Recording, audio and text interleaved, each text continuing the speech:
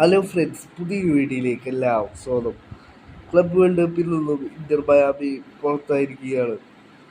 Round of 16 PSG ഇന്റർ മയാമിക്കെതിരെ തകർപ്പൻ വിജയമാണ് സ്വന്തമാക്കിയത്. 4-0 വിജയമായിരുന്നു PSG സ്വന്തമാക്കിയത്. കളിയുടെ 6-ാം മിനിറ്റിലെ PSG ആദ്യ ഗോൾ സ്വന്തമാക്കി.